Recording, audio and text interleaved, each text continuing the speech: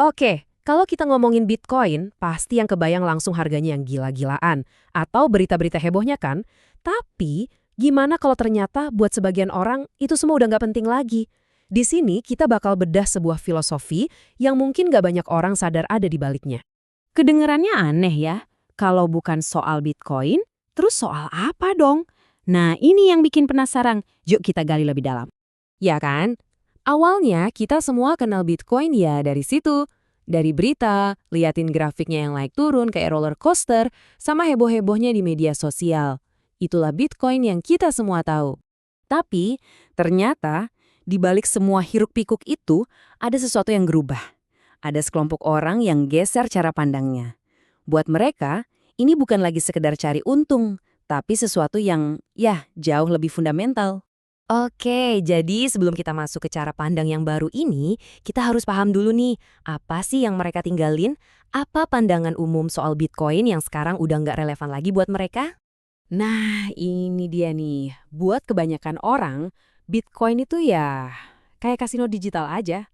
Ajang spekulasi, buat taruhan. Harapannya, ya jadi kayak mendadak, to the moon gitu kan. Kerjanya cuma mantengin grafik, harap-harap cemas harganya terbang. Dan percaya nggak percaya, cara pandang yang murni soal duit ini yang dilihat oleh katakanlah 99% orang. Artinya apa? Artinya hampir semua orang sebenarnya nggak ngelihat gambaran besarnya. Ada inti dari semua ini yang mereka lewatkan. Oke, sekarang kita masuk ke inti pembahasannya. Kita bakal geser dari obrolan soal untung rugi ke sesuatu yang disebut filosofi kedaulatan. Nah, ini dia kuncinya. Coba deh, lupain dulu kata kriptonya sejenak. Fokus ke satu kata ini, kontrol. Ini bukan soal teknologinya, tapi soal siapa yang pegang kendali atas nilai yang kita punya, atas energi yang kita keluarkan. Biar kita semua satu frekuensi nih, apa sih kedaulatan itu? Gampangnya gini, kondisi di mana kita bisa ngatur diri sendiri, bebas dari kontrol pihak lain. Coba pegang konsep ini ya, karena ini penting banget buat sisa pembahasan kita. Di sini nih perbedaannya kelihatan jelas banget. Kalau tujuan orang pada umumnya itu jadi kaya, itu kan sifatnya ofensif, menyerang. Nah, tujuan yang berdaulat ini justru sebaliknya, lebih ke defensif. Berhenti dikuras, berhenti bocor terus-terusan sama sistem yang nggak bisa kita kontrol, kayak inflasi misalnya. Jadi, tujuannya bukan buat pamer mobil baru atau liburan mewah. Sama sekali bukan. Ini lebih ke membangun benteng finansial yang kuat banget. Sampai-sampai badai ekonomi di luar sana nggak bisa goyahin kita lagi. Rasanya itu aman, mandiri, nggak bisa diapa-apain. Oke, biar lebih kebayang, yuk kita bandingin 3 pola pikir finansial yang ada di dunia ini. Di satu kubu, ada orang-orang yang hidup di sistem keuangan tradisional atau fiat. Mereka berdoa biar dapat kenaikan gaji. Terus di kubu lain, ada para crypto bros yang berdoa biar harga asetnya naik gila-gilaan. Sadar nggak?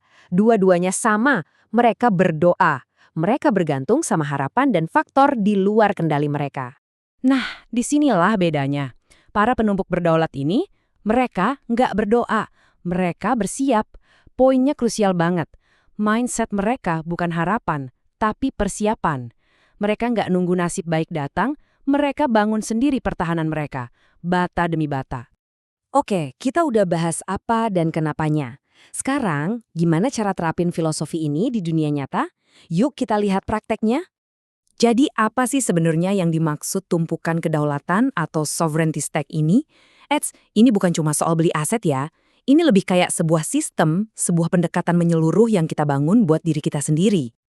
Tumpukan ini tuh bukan cuma soal apa yang ada di dompet digital kita. Ini sebuah sistem lengkap. Mulainya dari mana? Dari mindset, dari cara kita berpikir. Terus, itu ngaruh ke gaya hidup kita.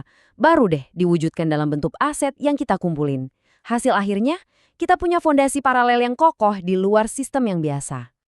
Dan prosesnya itu sendiri sebenarnya simpel banget, tapi butuh disiplin. Ini bukan soal jago nebak kapan harga naik atau turun. Lupakan itu, ini soal konsistensi.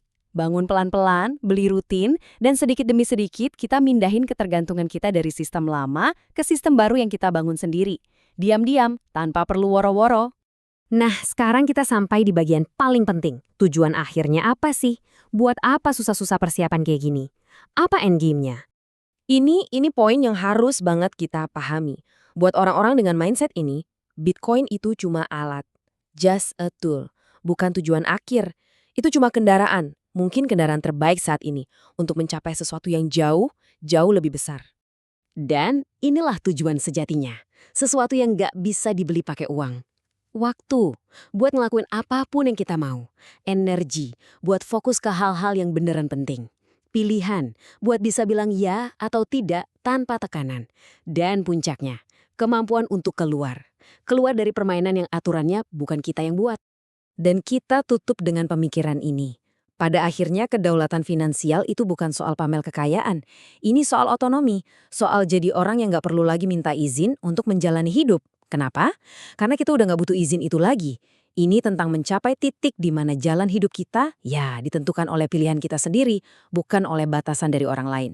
Coba deh renungkan, apa arti kemerdekaan yang sejati buat Anda?